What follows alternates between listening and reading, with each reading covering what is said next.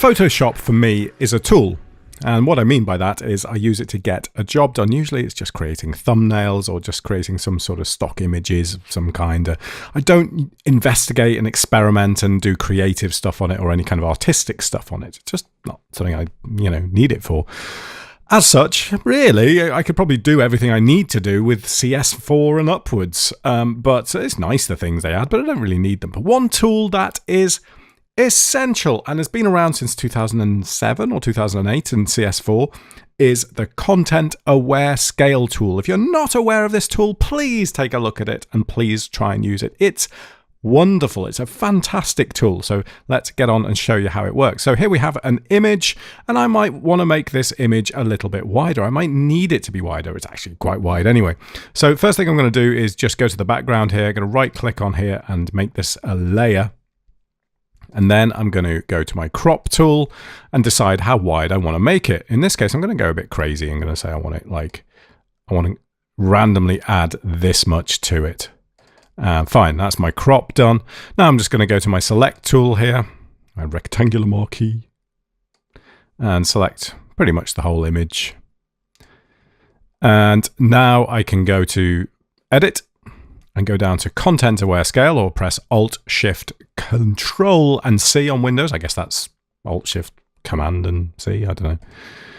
And now I'm going to zoom in and see if I can show you clearly what's happening here. So I'm going to expand this out, this image. And as it expands out, you'll see that the trees themselves don't get touched. The grass gets duplicated in sensible places. It's not getting stretched, it's just getting duplicated, but your eyes aren't going to notice that because there's so much of it anyway. But as I expand out, there's nothing, the trees aren't getting affected still, little bits between the trees are, and yep, there's nothing crazy going on at the moment. Nothing that I've spotted anyway that looks crazy. In fact, I don't even need to go that far, do I? So that's that side done. Let's have a look at the other side, see if we can pull the other side out as well. I mean, the two do, this is affecting the whole image, so that's probably better to look at the whole image, but just can't see it quite so well. So I'm going to expand this out, and yeah, you can see all the bits in between the trees going. The grass is still getting expanded. Are we starting to get to a point? Did we get to a point there where we might have stretched a tree? Don't really care. Fine. Done. And I'm just going to do a Control D and deselect that. And we have an image that is now... wow, you can tell I've just installed Photoshop on this PC.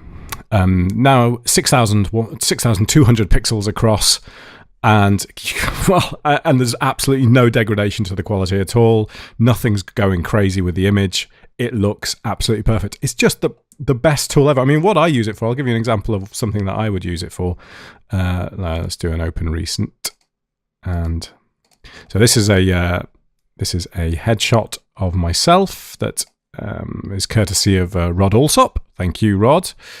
And he did a few of those with me. I just needed some stuff for work and also use it for this too.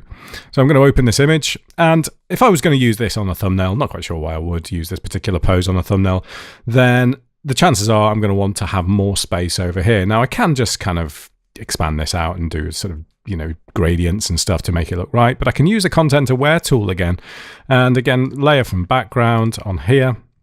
I'm going to get rid of this light switch in the background, so I'm going to crop it inwards just to, I don't know, just about there. But then outwards, I'm going to need more space here to put some text. So let's say something like that. I'm going to need that much space.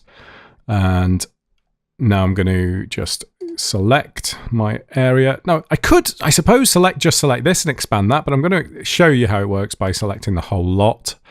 And again, go to Content Aware Scale and expand this out. And as I expand this out, you see that it doesn't affect me at all. It's just expanding the background. So I'm not getting touched by this, even though the whole image is being stretched. And there comes a point when it will start to stretch me. Now, there it is. You can just see the bottom left of my arm there is starting to get stretched out now. But that's okay, because we can just go back to that point, select, just sort of commit that, deselect, and then reselect the whole thing again. And go to Content Aware Scale, and then do the same process again, and we have the same sort of leeway. And yep, so no differences there. Select, done. And we now have an image where I have a space to put my text for the video or something along those lines, where I'm not interfering with the image at all. You can see how it's a really useful tool. Yeah, I say, been around for what, 10 years, and I still use it almost every time that I go into Photoshop because of the type of stuff I do. And I hope this is useful to you. And if you haven't seen this tool before, have a play around with it, and I'm sure you'll find yourself using it in the future. For anyone who uses Photoshop regularly, I'm pretty sure this is all old stuff for you, and you won't have got this far in the video.